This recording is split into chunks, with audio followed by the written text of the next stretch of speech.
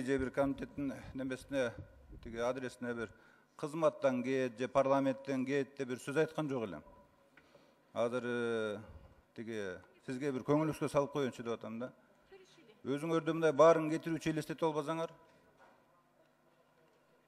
эл каалаганда парламентти кетирет. Эл шайласа биз баарыбыз келебиз. Сиз ал жерде жөн эле алып баруучусуз. Мындай биртке ылдый түшүп, ордуңарга келсеңер, өзүңөрдү элестетип кетпей. Анан кийин урматтуу төрага, парламентти мен жана айтсам, эки стандарт деп. Мен ага конкреттүү факт обоснованиям бар, комиссия түзөйүк деп айттым. Ушундай кош стандарт менен парламентти уят кылып атасыңар деп айттым. Төрага катары сизге ошо чара көрсүн деп. Мен ошол фактыларды обосновать этип бере алам. Канча жолу регламент бузулуп атат. Бир мыйзам кирет, бирөө болсо 3 жылдап кирбейт. Ошол жөнүндө айтып атам. Анан эми парламент жакпаса кетип калды деп мага үйрөтпөзүңөр. Өзүңөрдү карап алсаңар мындай. Өзүңөрдү карап алачы деңгээлиңерди. Кенжек Сатымкулович, рахмат. Бирок өзүңүзгө, сиздин дарегиңизге мен эч кандай кет деп сөз айткан жокмун. Аны өзүңүзгө кабыл алсаңыз, аны өзүңүз билесиз. Бирок мен андай сиздин адресиңизге, сиздин дарегиңизге айткан жокмун. Ана мени ылдый түш, өйдө түш дегендей, сиз да этеттеп сүйлөңүз.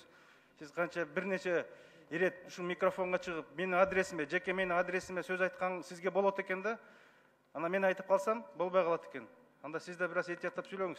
Мен жерде эле басып жүрөмүн. Анан сиз мени бастырганга сиз жол үйрөтпөйсүз. Ошол үчүн сиз да этеттеп сүйлөңүз. Түшүнүктүү болсо ошол сизге. Биринчи микрофон. Дастан Артысбекович, эми биз 10 жылдан бери чогуу депутат болуп келатабыз. Сиз эми модераторсуз алдыгы жерде.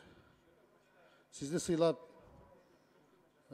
биз эч качан мындай бир 10 жылдан бери бир жаман сөз айткан жокпуз. Спикер болгондон кийин сиз калыс болушуңуз керек. Анан бизди кетире турган, чын айтканда, эл шайлаганда эл кетирет болуш керек. Модератор болгондо сиз калыс алып барышыңыз керек да. Биз деле мынакей канча парламентте болуп аткан нерселерди ушул жерге ачык айтып чыга элекпиз мындай. Мындай калыстык менен карасаңыз сиз да. Анткени себеби мынакей фамилиялар айтылып атат, тигилер болуп атат, ошолорду тыйып, регламентти карап деген эле сөз. Регламент боюнча көрүп атабыз да, кандай нерселер кандай өтүп атат, кандай болуп атат. Биз 10 жылдан бери мешекте кылып жүргөн жокпуз. Бул жерде регламенттерди да көрүп атабыз, мыйзамдарды да көрүп атабыз, кандай болуп аткан. Ошол боюнча эле сөз болуп атат да. Ана сиз кет деп айтканга укуңуз жок деп ойлойм да мен да. Максат Эсенович, эми сыйлайбыз бири-бирибизди баардыгыбыз. Анан сиздин дарегиңизге мен бир катуу сөз айтып койсом, эгерде мен сөзүмдү артып калам, бирок мен сиз жөнүндө сөз да кылган жокмун. Бирок сиз бул темада азыр маанисин билбей калдыңыз болуш керек. Эмне деп айтылган, анан бир аз билбей чыгып сүйлөбөй турсаңыз. Ал жерде сөз болгон. Парламент жөнүндө сөз болгон. Мен ошондо жалпы айттым, эгерде кимде-ким ушул парламент жактырбай атса, анда кете эле калсын дедим. Мен же сиздин дарегиңизге айттымбы, же Кенжебек Сатымкуловдун дарегине айттымбы, же башка депутатка айттымбы? Мен да өзүм оюмду айттым. Мен да өзүм оюмду айтканга укугум бар. Анан иштин кандай алып баруу, теңчилик, модератордо отасыз, аны билемин. Жолу бар өзүнүн регламент. Мен регламенттен аша чапкан жокмун. 4-чү микрофон. Урматтуу Дастан Артысбекович, урматтуу депутаттар. Могу бири-бирибизди сыйласак да, себеби ол жерде туруп алып эле бири сөзгө кабыл алып анан кийин жел өпкөлөнгөндү токотот ол да. Өпкөлөнгөндө баарыбыздын өпкөбүз бар. Анан общий разговор болду да бул жердечи. Анан сеники туура эмес, төраганыкы туура эмес, комитеттин төраганыкы туура эмес деп айтып атышат. Кандай туура эмес болот? Бул жерде калыстык керек да. Чындык сиздер ушул жерде отурат. Может мен айтып аткандыр. Может силер да айт, анан өзүңөргө алып эле шектүү шекинет болуп айта бересиңерби? Естеңиз турсун айтып айткан илгеричи. Аяштар шектен чүгүнү шектенбей, шектен чүгүнү шектенет деп. Зачем? Бул общий айтылган сөз. Эмесе туугандар давай бири-бирибизди сыйлайлы. Мына анысы тилөөсү бир ай калды. Жакшылап өткөрөлү, анан жөнүнө эле туруп алып эле бирдемеге нааразы болуп, анан жана бир бала айтпадыбы, тукумдан кыр чыгарбагыла деп. Давай, тукумдан кыр чыгарбагыла. Токтоткула. Регламент жакшылап болуп атат. Сиз алып бара бериңиз. Жакшыраак бүтсүн. Рахмат. Рахмат, Камчыбек Жолдошбаевич. Үчүнчү микрофон. Рахмат, мен жана конкретно алып баруучулук катары, урматтуу коллегалар, сын пикир айттым. Комитеттин төрагасына айттым, парламенттин төрагасына айттым. Анткени булар алып барып атат, күн тартибин ушулар чечип атат. Депутаттык катары алардын намысына мен шек келтирген жокмун. Бирок кызмат адам катары мынакей кээ бир мыйзамды киргизет, кээ бирин киргизбейт. Мына ошону менин коллегаларым Никитенко, Масалиев, Женчуровтар айтса, мен да кошумча ошол обоснование мен айттым фактыларды. Аларды коюп берүүгө даярмын депчи. Ошондойду оңдоп кетсеңер, ошондой одоно каталарды кетирбесеңер, ошондой двойной стандартка жол бербесеңер. Анткени эл карап туруп бизге баасын берип атат да, биз ошодон мындайча айтканда биз чара көрбөзөк деп ошол нерсени биз айтпасак ким айтат? Өзүбүздү өзүбүз мактап отура берейик банда. Ошол нерсени айттым. Анан сын пикирди көтөрүп туруп, кайра аны тиги обратно неметип туруп, баягы жакпаса кетип калды. Бул элдин тиги добушу, элдин орду. Аны сиз да башка эч ким чече албайт. Ар бир депутаттын өзүнүн орду бар. Ошондуктан сын пикирге обоснованно регламент менен жооп бериш керек. Анан бир келсе эле мыйзам бузулган жок деп элечи. Албетте бузулуп атыр, фактылар бар деп атам. Комиссия түз десем болбой жатасың анакей. Канчадан бери айтып келатам. Бузбай иштейик, болду. Адрес неге кетпегиле анан кийин. Биринчи микрофон. Менин фамилиям айтылып калды, Дастан Арыспекович. Билип билбей эмес, угуп отуруп айтып атабыз бул нерсени. Парламентте сиз депутаттардын башын бириктирип, наоборот кеттебей, ушул жерде жакшы иштеп бергиле деп турушубуз керек. Биз билип билбей деп, мисалы үчүн мен кечөө келген депутат эмесмин, мага антип айткандайчы. Көрүп туруп сүйлөп атабыз. Просто өзү айтпайлы дедик эле айттырып атасыз да. Сиз жакпасаңыз биз дагы кетпейби деп айтышыбыз керекпи? Сиз жакпасаңыз. Мына канча жерден айтылып атат, жазылып атат. Парламентти сылдың кылып атат спикер деп. Бул нерселердин баарын угуп атасыз. Биз бир жолу сөз айткан жокпуз. Анан бул нерселерди мындай кичине сый урматты да сиз билиңиз да алдыгы жерде отургандан кийин. Биздин башыбызды бириктирип туруңуз деп отургузганбыз алдыгы жерге сизди. Анан депутаттарды кет дегенге сиздин укугуңуз жок, рахмат. Мен депутаттарды кет деп айткан жокмун. Анан айтып эле келгенсиз, мен дарегиме ушул микрофондон айтып эле жүрөсүз. Айтып бериңиз. Бизди эч ким кой дебейт, токтотпойт. Ал сиздин укугуңуз. Бирок сыйлаган кишиге сый көрсөт дейт. Сиз да сыйды билишиңиз керек анда. Анан ошону билип билбей туруп эле чыгып сүйлөп атасыз сиз да. Бешинчи микрофон. Рахмат, урматтуу Дастанбек Артысбекович. Мына сын пикирлер болуп атат. Мен суранат элем. Төрага катары ушул бүгүнкү маселелерде 10дон ашык дагы маселе бар. Ушу уюштуруп, күн тартиби менен ишти алып барсаңар, мындай перепалка кылбайчы. Суранат элем да. 6-нчы микрофон. Урматтуу төрага, урматтуу кесиптештер, негизги сөз айтылды окшойт. Биз ушул жакта сиз менен иштешкен бир 7-8 спикерсиз. Тиги Бөрүбаев, Текебаев, Келдибеков, Асылбек Шарыпович, Чыныбай Турсунбеков баары менен иштештик. Бирок сиз гана өкмөткө келген адвокат болуп туруп аласыз да. Сиз өкмөттүн төрагасы эмес, сиз парламенттин төрагасысыз. Анан кийин бүт мыйзам боюнча эле адвокат боло бересиз да. Мисалы үчүн мен айыл чарбасын жакшы билбейм, мен сүйлөй албайм. Сиз бүт маселе боюнча эле специалист боло бересиз да. Бул парламентке аброй алып келбейт. Жана депутаттардын айткандан туура жыйынтык чыгарыңыз. Урмат, бул да парламенттин аброю. Мен ошону сизге депутат катары айтып атам. Анан эч бир депутат эл шайлаган анан залдан чыгып кетти эч ким айта албайт ал. Андай укукту сизге берген эмес. Ошон үчүн өкмөт келгенде сиз парламенттин позициясын колдошуңуз керек. Ал мыйзамды окуган жоксузбу? Комментарий бербеңиз. Мындайын ошону токтотуңуз. Ушундай билесиз, Сапар Исаков премьер болгондо мен сөзүмдү жулуп алып Сапарды колдодуңуз эле. Ал Сапар каякта отурат? Азыр да Абыл Гажипти колдоп атасыз. Өкмөттү, урматтуу депутаттар, биз мыйзам жасап колдойду. Мактап колдойбуз дегендерге эки комуз берели, төргө чыгып мактасын. Ошондон экономика жакшы болуп кетеби? Анан бюджет деген бул парламенттин конституциясы. Бир жылда эки жолу карайбыз. Ошондо дагы сиз кайра өкмөттүн позициясын колдойсуз. Бул өкмөткө жамандык кылалы деген жокпуз. Бирок өкмөткө жанагы камтылбай кеткен маселелерди мыйзамда жок жактарга барбасын деп сизге чейинки иштеп кеткен спикерлерден үлгү алыңыз. Биз да кээде депутат болуп жаңылабыз, бирок бөлөктөрдөн улуу аксакалдан үлгү алабыз. Кечээки позицияңыз, бүгүнкү позицияңыз жаккан жок. Көрүп атасыз буякта 10 чакты депутат сын пикир айтты. Ошону туурага алыңыз, урматтуу төрага. Рахмат. Бирок менде өзүм сүйлөй турган укугум бар, сөзүм бар. Аны эч ким тыйган эмес. Менде укугум бар. Кайсыл мыйзамга кандай сүйлөймүн, аны сиз мага үйрөтө албайсыз. Үйрөтө албайсыз. Сиз да жаттап сүйлөңүз. Экинчи микрофон. Рахмат. Рахмат.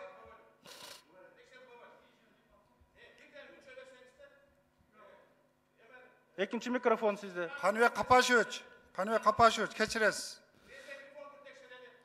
Каныбек Капашевич. Микрофон. Мындайда, урматтуу депутаттар. Сөзгө конок бериңизчи.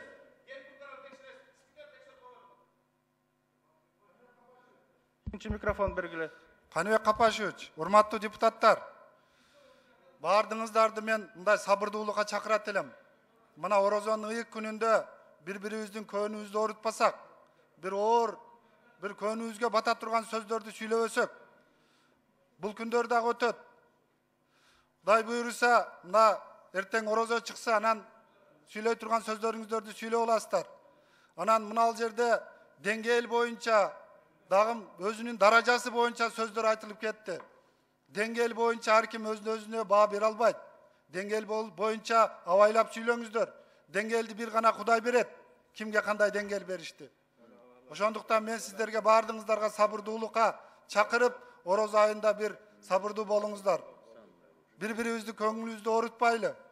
Рахмат. Биринчи микрофон чыгып калды, биринчи микрофон. Чоң рахмат.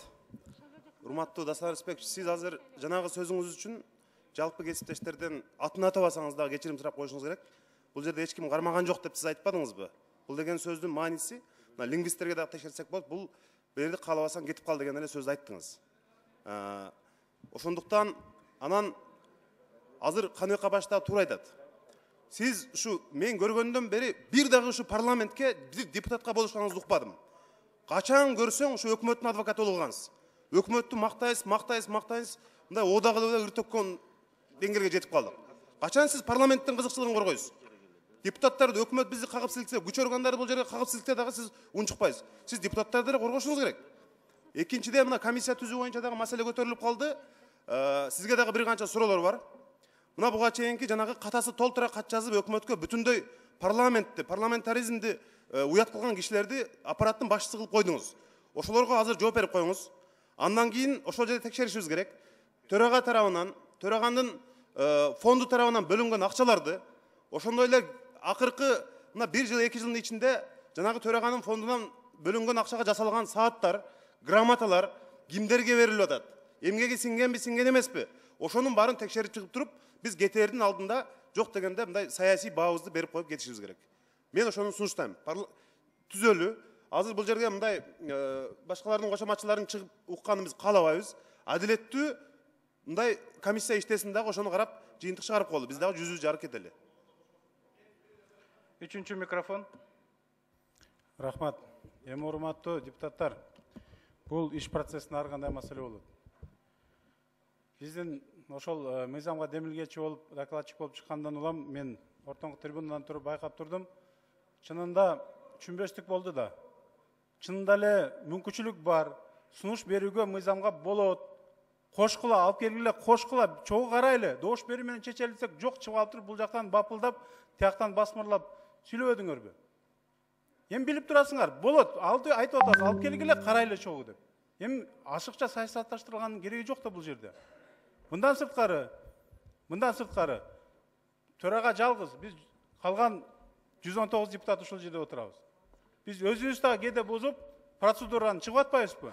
Төраганы түртүккөнгө да өзүбүз себепчи болуп атабыз да.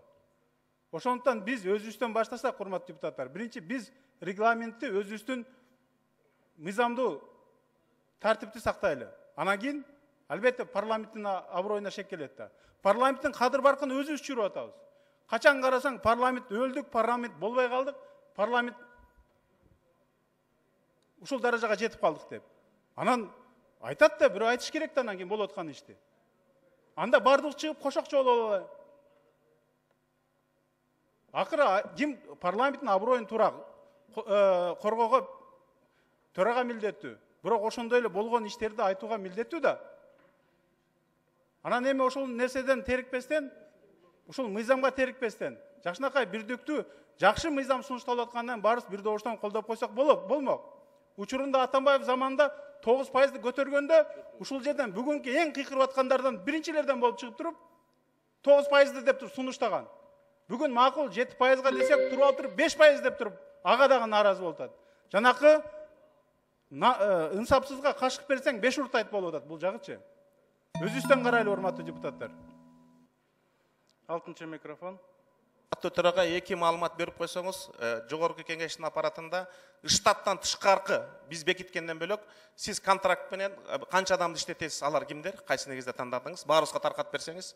Экинчи эл аралык комитеттен бөлүм башчысы комитеттин же юрист, же чет тилди билген адам болуш керек да, биздики бүт эл аралык келишимдер.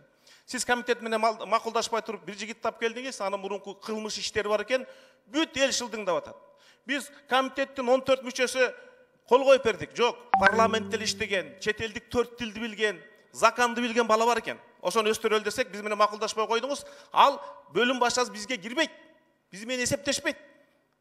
Себеби ал спикер коюптур да. Ошону дагы биякта аксакал депутаттар бар, комитеттин төрагалары бар. Макулдашпай койсузбу? Парламентаризм деген бул демократиянын ордосу болуш керек. Ушул экөө боюнча жазуу иретиндеби баарыбызга парламентке таркатып койсоңуз жакшы болот эле. 2-чи микрофон.